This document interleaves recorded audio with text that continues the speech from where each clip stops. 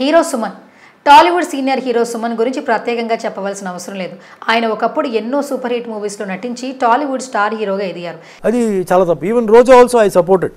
నాకు న్యూట్రల్ అండి, సినిమా వాడు కాబట్టి నేను సినిమా వాడిని నేను సపోర్ట్ చేస్తాను సార్. ఎంతగా అంటే అప్పట్లో మెగాస్టార్ చిరంజీవి, హీరో సుమన్ పోటాపోటీగా నటులుగా ఎదిగేంత.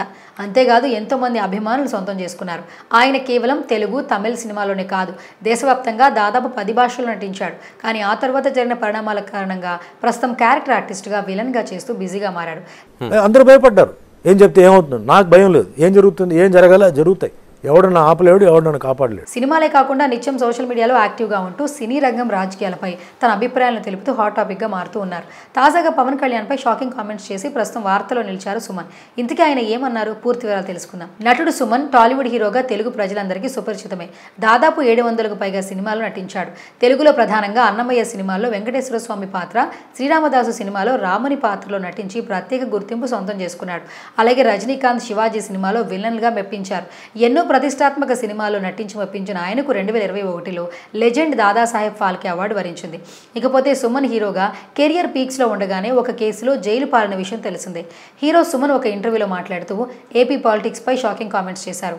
వైఎస్ఆర్సీపీ ప్రభుత్వంలో చంద్రబాబు నాయుడు అన్యాయంగా అరెస్ట్ చేశారని, ఆ విషయంపై ఏ సెలబ్రిటీ కూడా మాట్లాడలేదని, తానే 2 రోజుల పాటు మాట్లాడారని చెప్పాడు. ఈ విషయంపై తాను ఫిలిం నగర్లో ప్రెస్ మీట్ పెట్టి జగన్ ప్రభుత్వ చర్యలను ఖండించానని అన్నారు. చంద్రబాబు రాజకీయ జీవితానికైనా కనీసం తన వయసుకైనా గౌరవించి తనపై ఛార్జ్షీట్ దాఖలు చేసిన తరువాత అరెస్ట్ చేసి ఉంటే బాగుంటుందని డిమాండ్ చేశానన్నారు. ఆ రోజే జగన్ ప్రభుత్వాన్ని హెచ్చరించాలని, ఎన్ని రోజులు చంద్రబాబును జైల్లో పెడితే ఆయనపై సింపతి పెరుగుతుందని ఆ రోజే పేర్కొన్నానని తెలిపారు. ఓకే, ఛార్జ్షీట్ పెట్టండి, మీకు క్లియర్గా తెలుస్తుంది కదా ఆయన తప్పు చేశారండి. ఛార్జ్షీట్ పెట్టి రిలీజ్ చేయండి బెయిల్ మీద. Why you're keeping him inside. అలాగే వాడికి 3 పెళ్లాలున్నారు, వాడేం రాజకీయం చేస్తాడు, అయినా వాడికి ఏం తెలుసు అని పవన్ కళ్యాణ్పై జగన్ కామెంట్ చేశారని. కానీ ఈ వ్యాఖ్యలపై ఇండస్ట్రీ నుంచి ఎవరూ మాట్లాడలేదన్నారు సుమన్. జగన్ వ్యాఖ్యలకు వ్యతిరేకంగా మాట్లాడితే ఆ తరువాత పరిణామాలు ఎలా ఉంటాయో అందరికీ తెలుసన్నారు. చాలా మంది సెలబ్రిటీలు భయపడ్డారని తెలిపారు. కానీ తాను మాత్రం ఎవరికీ భయపడకుండా జగన్ వ్యాఖ్యలను ఖండించారని తెలిపారు. పవన్ కళ్యాణ్ 3 పెళ్లిళ్ళు చేసుకుంటే ఏంటి, 30 పెళ్లిళ్ళు చేసుకుంటే ఏంటి, అది వారిష్టం. వారేమైనా కంప్లైంట్ చేశారా? లేదు కదా. వాళ్ళందరూ హ్యాపీగానే ఉన్నారు. వాళ్ళకి లేనప్పుడు నీకేంటి బాధ, అది వారిష్టం. రాజకీయాలు అన్నప్పుడు కేవలం పార్టీ ఎజెండా గురించి మాత్రమే మాట్లాడాలి, వ్యక్తిగత విషయాలు ప్రస్తావించకూడదు అని పేర్కొన్నారు సుమన్. అది 3 ఉంటే ఏంటి, 30 ఉంటే నీకేంటి, అది వాళ్ళ ఇష్టం. వాళ్ళని కంప్లైంట్ చేశారా? లేదుగా, వాళ్ళు హ్యాపీగా ఉన్నారు కదా, హ్యాపీగా పెట్టారు కదా, నీకేంటి బాధ.